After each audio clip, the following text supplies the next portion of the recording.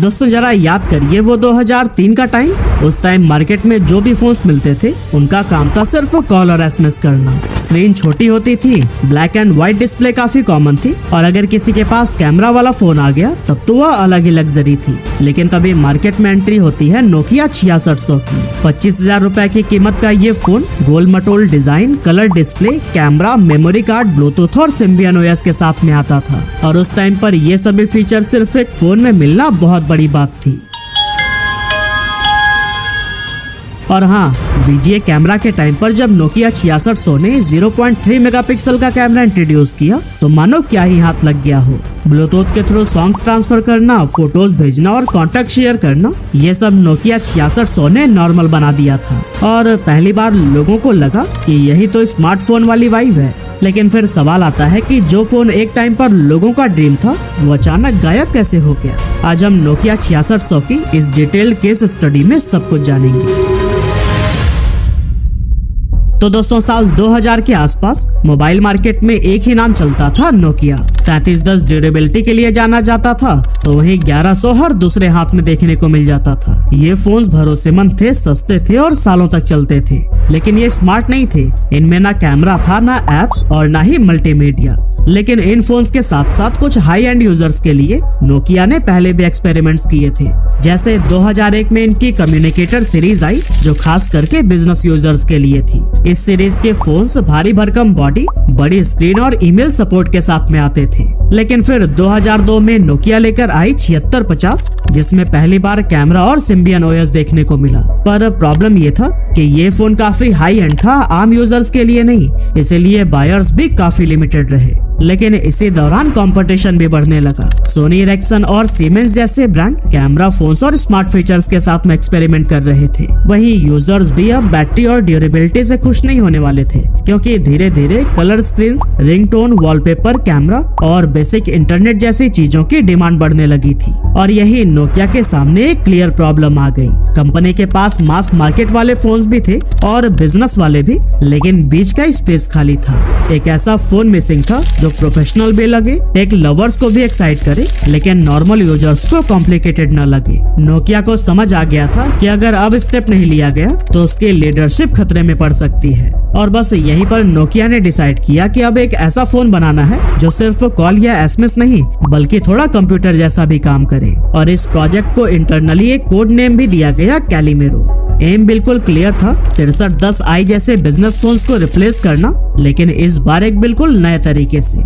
अब इसमें कोई डाउट नहीं था कि 6310i अपने टाइम का सॉलिड फोन था, रिलायबल था, बैटरी भी काफी स्ट्रॉन्ग थी, जिससे यह कॉर्पोरेट यूजर्स का फेवरेट बना हुआ था। लेकिन अब नोकिया चाहता था कि अगला फ्लैगशिप फोन सिर्फ ऑफिस वाला फोन न रहे, बल्कि एंटरटेनमेंट, कैमरा, ऐप सब कुछ दे। और फिर यहीं से सबसे पहला सवाल आया डिजाइन का कि आखिर यह फोन दिखेगा कैसा, क्योंकि और सभी ब्रांड्स बिल्कुल अलग डिजाइन की तरफ जा रही थी। एग्जाम्पल के लिए सीमेंस SX1 जैसे फोन में कीबोर्ड साइड में दिया गया था और Sony Ericsson P800 touch screen के साथ में आया था। लेकिन नोकिया ने जानबूझकर अलग रास्ता नहीं चुना, क्योंकि कंपनी को लगा कि अगर फोन बहुत एक्सपेरिमेंटल हुआ तो आम यूजर्स उसको चलाने में अनकंफर्टेबल फील करेंगे। यही वजह था कि नोकिया ने अपने इस फोन के लिए क्लासिक कीबोर्ड लेआउट चुना, बीच में जॉयस्टिक के साथ, ताकि नेविगेशन इजी रहे और लोगों को फोन चलाने से पहले उसे अलग से सीखना ना पड़े। इसके बाद से शेप को लेकर भी काफी सोच विचार हुआ और जो डिजाइन फाइनल हुआ वो स्लिम नहीं बल्कि काफी गोल मटोल और हैवी था। असल में हैवी रखने के पीछे रीजन यह था कि फोन के अंदर कैमरा मॉड्यूल, बड़ी स्क्रीन, मेमोरी कार्ड स्लॉट और स्ट्रॉन्ग बैटरी फिट करनी थी। हालांकि ये फोन बल्कि जरूर था, लेकिन इसका इन हैंड फील कंफर्टेबल रखने की कोशिश की गई। सॉफ्टवेयर साइड पर नोकिया ने सिम्बियन ओएस सीरीज 60 को चुना, जो उस टाइम स्मार्टफोन कैटेगरी में सबसे एडवांस प्लेटफॉर्म माना जाता था। और यही वो डिसीजन था जिसने इसे नॉर्मल फोन से अलग खड़ा कर दिया। इस ओएस की वजह से फोन मल्टीटास्किंग तो कर ही सकता था, साथ ही साथ थर्ड पार्टी ऐप भी इंस्टॉल कर सकता था, जो कि उस जमाने में कोई मामूली बात नहीं थी। साथ ही नोकिया इंजीनियर्स ने यूआई को जितना हो सका सिंपल रखा, ताकि कम पढ़ा लिखा इंसान भी इसको आराम से इस्तेमाल कर सके। और फिर जब ये सारी चीजें एक एक करके साथ आई, तब एक ऐसा प्रोडक्ट तैयार हुआ जो लॉन्च होते ही मार्केट में धमाका करने वाला था। और फिर आखिरकार 16 जून 2003 के दिन जैसे ही नोकिया 6600 की पहली झलक लोगों के सामने आई, मोबाइल फोन मार्केट में हलचल होनी स्टार्ट हो गई।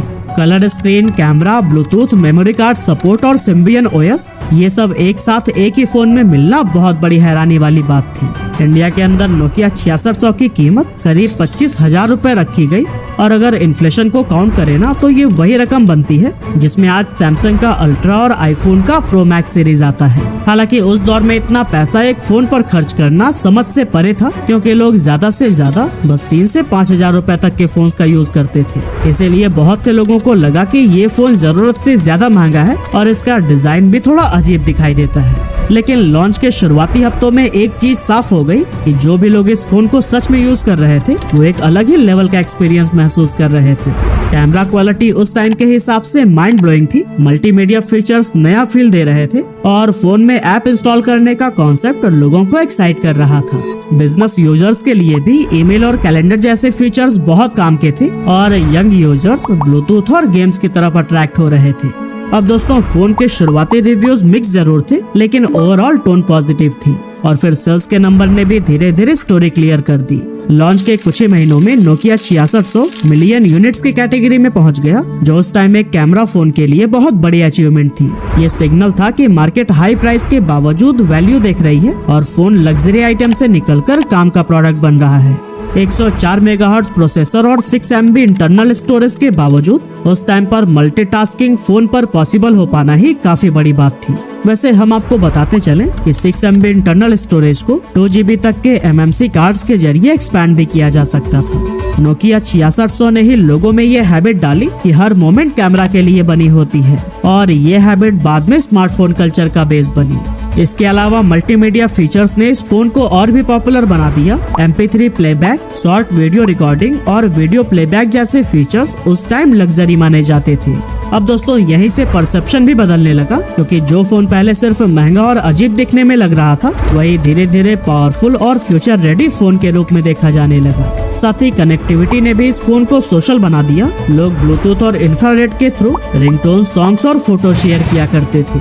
ओवरऑल बिल्ड ऐसा था कि हाथ में लेकर ही लोगों को फील हो जाता था कि ये फोन सालों तक चलेगा। और दोस्तों इन सभी खूबियों का असर ये हुआ कि नोकिया 6600 सिर्फ एक डिवाइस नहीं रहा, बल्कि लोगों की आदत बन गया। जो यूजर एक बार इस फोन पर शिफ्ट हो गया उसे फिर नॉर्मल फोन्स बोरिंग लगने लगे। नोकिया 6600 ने एक्सपेक्टेशंस का लेवल इतना ऊपर उठा दिया था कि मार्केट के बाकी फोन्स इसके सामने फीके पड़ चुके थे। 2004 और 2005 के बीच इसका क्रेज अपनी पीक पर था। उस वक्त या तो हर कोई नोकिया 6600 यूज कर रहा था या फिर इसे अपने नेक्स्ट फोन के रूप में इमेजिन कर रहा था। हालांकि इतना महंगा होने के बावजूद नोकिया 6600 वर्ल्ड वाइड करीब 150 मिलियन यूनिट्स के आसपास की टोटल सेल्स तक पहुंच गया, जो कि उस टाइम की प्रीमियम कैटेगरी फोन के लिए ये नंबर लोगों की सोच से भी बड़ा था। लेकिन दोस्तों हिस्ट्री बताती है कि जब कोई प्रोडक्ट अपनी पीक पर होता है तब उसके लिए सबसे बड़ा चैलेंज भी तैयार हो रहा होता है, और अब नोकिया 6600 के साथ भी वही होने वाला था। असल में नोकिया 6600 जब अपनी पीक पर था तब बाहर से तो सब कुछ परफेक्ट लग रहा था, लेकिन अंदर ही अंदर मार्केट बहुत तेजी से मूव कर रही थी। बेसिकली टेक्नोलॉजी का नेचर ही ऐसा होता है, जो चीज आज रेवोल्यूशनरी लगती है वही कुछ ही टाइम के बाद से नॉर्मल फील होने लगती है। नोकिया 6600 के साथ भी कुछ ऐसा ही हुआ। सबसे बड़ा टर्निंग पॉइंट तो तब आया जब नोकिया ने खुद ही अपने नए मॉडल्स इंट्रोड्यूस करने शुरू कर दिए। एग्जाम्पल के लिए 2004 के एंड तक नोकिया 6630 मार्केट में आ चुका था, जो फोन दिखने में 6600 के जैसा ही था, लेकिन अंदर से काफी powerful. 3G network support, fast data speed और 1.3 मेगापिक्सल कैमरा जैसे अपग्रेड्स ने एक मैसेज क्लियर कर दिया था कि यही फ्यूचर है। यानी जो चीज 6600 में पहले प्रीमियम लगती थी वही अब बेसिक बनती जा रही थी। इसके बाद से नोकिया 7610 जैसे मॉडल लॉन्च किए गए, जिसमें कैमरा क्वालिटी और फोन का डिजाइन दोनों इम्प्रूव हो चुके थे। और फिर इसके बाद 6680 आया, जिसमें फ्रंट कैमरा और वीडियो कॉलिंग जैसे फीचर्स भी ऐड कर दिए गए। मतलब कि कस्टमर के लिए चॉइस अब सिंपल होती जा रही थी कि अगर थोड़ा और वेट कर लें या फिर थोड़ा और पैसा ऐड कर दें तो फिर बेटर फोन मिल जा रहा था। और दोस्तों सिर्फ नोकिया ही नहीं, बाकी ब्रांड भी तो रेस में थे। मोटोरोला रेजर V3 जैसे अल्ट्रा स्लिम फोन ने डिजाइन एक्सपेक्टेशंस को ही बदल कर रख दिया। जहां नोकिया 6600 बल्कि लग रहा था, वहीं नए फोन स्लिम, फ्लैशी और फैशन फ्रेंडली लग रहे थे। और दोस्तों, इन सब के बीच सोनी एरिक्सन के कैमरा सेंट्रिक फोन्स भी मार्केट का अटेंशन खींचने लगे थे। इस तरह अचानक कंपटीशन सिर्फ फीचर्स का नहीं, लाइफस्टाइल और लुक्स का भी हो गया था। दूसरी तरफ समय के साथ यूजर एक्सपेक्टेशंस भी शिफ्ट हो चुकी थी, क्योंकि जिस VGA कैमरा को कभी लोग मैजिक समझते थे, वही अब वीक लगने लगा था। फास्ट इंटरनेट, बेहतर डिस्प्ले और अच्छे मल्टीमीडिया की डिमांड भी लगातार बढ़ रही थी। इसी के साथ नोकिया 6600 का हार्डवेयर, जो लॉन्च के टाइम पर कटिंग एज लगता था, अब वीक लगने लगा और फिर यहीं से डिमांड में भी धीरे धीरे कमी आनी शुरू हो गई। और अब जब लोग नेक्स्ट फोन लेने का प्लान बनाते, तो उनके दिमाग में नए नए मॉडल्स आने लगते थे। असल में सच ये है कि नोकिया 6600 फेल नहीं हुआ, बल्कि रिप्लेस हुआ। 6630, 6680 और फिर N सीरीज जैसे मोबाइल फोन्स मार्केट में लॉन्च कर दिए गए, जो ज्यादा फास्ट, ज्यादा फीचर रिच और फ्यूचर के लिए रेडी थे। नोकिया 6600 2003 में आया था और स्मार्टफोन कैटेगरी के हिसाब से ये करीब 5 साल तक के लंबे टाइम तक चलता रहा। हालांकि नोकिया ने इस मॉडल को अचानक बंद नहीं किया, इसकी प्राइस धीरे धीरे कम कर दी गई और ये बजट यूजर्स के लिए एक ऑप्शन बना रहा। लेकिन फाइनली 2008 के आसपास इस फोन को ऑफिशियली डिसकंटिन्यू ही करना पड़ गया। यानी कि नोकिया 6600 ने खुद कोई बड़ी गलती नहीं की, ना कोई स्कैंडल, ना कोई टेक्निकल डिजास्टर, बस टेक्नोलॉजी ही इतनी तेजी से भाग रही थी कि 6600 उस रेस में पीछे छूट गया। लेकिन इस पूरे प्रोसेस में नोकिया 6600 की सबसे बड़ी अचीवमेंट ये थी कि जिस स्मार्टफोन इकोसिस्टम को लोग आज नॉर्मल मानते हैं, उसका फाउंडेशन इसी फोन ने ही रखा था।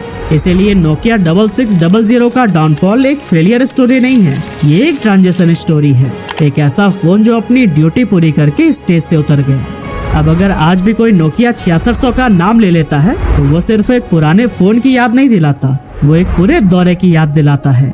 ये फोन आज टेक्निकली इरेलेवेंट हो सकता है, लेकिन इमोशनली नहीं। आज चाहे कितने भी पावरफुल फोन्स क्यों ना आ जाएं, नोकिया 6600 का ऑरा कभी नहीं दोहराया जा सकता। वो एक लेजेंड था और लेजेंड कभी भी रिप्लेस नहीं होते, बस यादों में अमर हो जाते हैं।